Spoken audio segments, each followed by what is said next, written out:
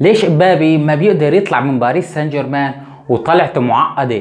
ليش ممكن ما يروح لريال مدريد؟ وليش كل هالمشاكل اللي عم بتصير بينه وبين ناصر الخليفي؟ يعني مو معقول الفدا المدلل لباريس سان جيرمان يتعامل هالمعاملة بهاي السنة لأنه قرر بس أنه ما يجدد عقده. ما هو كان بالفترة السابقة مقرر ما يجدد عقده، وكان في اختيار بين ريال مدريد وبين باريس سان جيرمان لحتى يختار العقد المناسب، بس بالنهاية اختار باريس سان جيرمان. ليش هالمرة ناصر الخليفي عم بيعامل امبابي بهاي المعاملة؟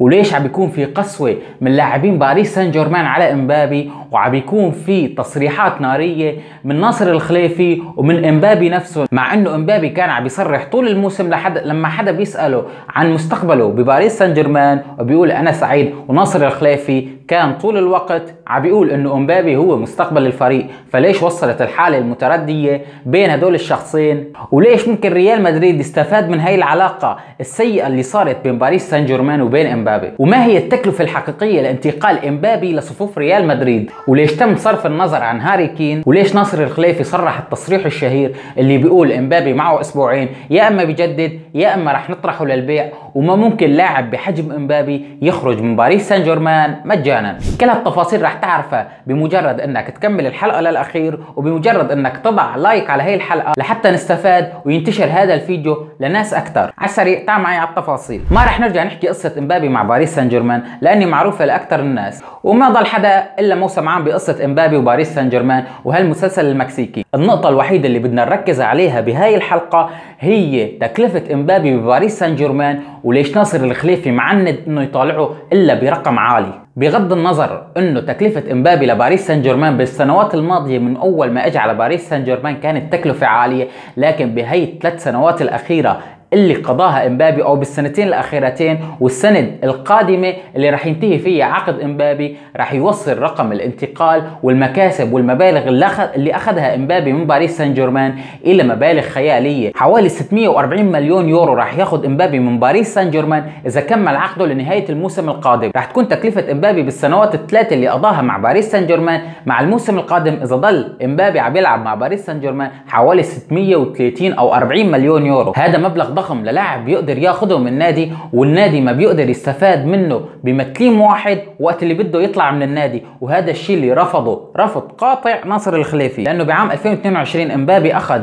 بس مكافأة توقيع عقد حوالي 180 مليون يورو، غير انه راتبه 72 مليون يورو، غير انه راح يقبض 70 مليون يورو بهاي الصيف، والصيف القادم اذا كمل العقد راح يقبض حوالي 90 مليون يورو، غير الحوافز وغير الاشياء اللي منحها باريس سان جيرمان لامبابي. امبابي فتى مدلل كتير كان بباريس سان جيرمان، تم منحه ميزات كتيرة حتى سببت غيرة بين امبابي وبين ميسي وبين نيمار. صحيح كنا نشوفهم الثلاثة عم يحتفلوا وقت تسجيل الاهداف، بس الثلاثة ما كانوا بيطيقوا بعض، والسبب هو الميزات اللي عم ياخذها امبابي من نادي باريس سان جيرمان. وخوسيه فيليكس دياز الصحفي المقرب من بيريز بريال مدريد صرح انه تكلفة امبابي اذا بده ياتي بهذا الصيف لريال مدريد رح تكلف فوق ال 400 مليون يورو، لانه غير ال 200 لل 250 مليون يورو اللي بده ياخذها باريس سان جيرمان هي ثمن امبابي في مكافأة توقيع عقد لامبابي. في ميزات كتيرة رح ياخذها امبابي من ريال مدريد، اموال كتيرة رح يحصل عليها امبابي بريال مدريد رح توصل الرقم من 400 ل 500 مليون يورو، وهذا رقم كبير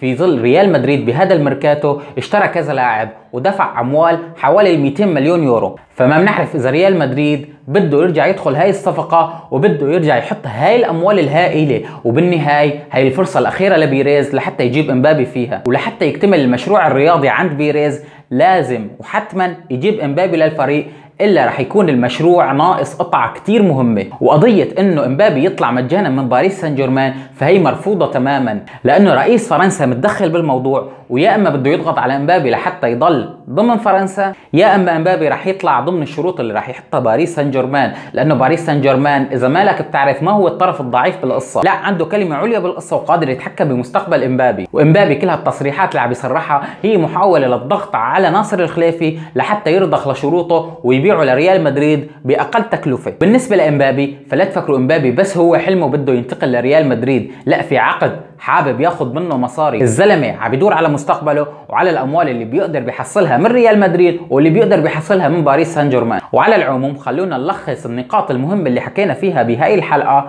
النقطه الاولى هي انه امبابي ممنوع يطلع مجانا من باريس سان جيرمان. النقطه الثانيه باريس سان جيرمان صرف كتير على امبابي وبده يحصل جزء من الاموال اللي اخذها امبابي على مدار الثلاث سنوات او السنتين الماضيتين. اما النقطه الثالثه فهي ريال مدريد، انه يا ترى قادر يدفع 400 مليون يورو او 500 مليون يورو بهذا الصيف مقابل انه يحصل على خدمات امبابي؟ واخيرا رايك بتصريحات امبابي، وهل تصريحاته تعتبرها واقعيه ولا ما لازم يحكي هيك للنادي اللي اعطاه كل شيء بيريده على مدار السنين السابقه؟ يا ريت تكتب لي بقسم التعليقات بعد ما تكون حاطط لايك وبعد ما اكون مشترك بالقناه. سلام.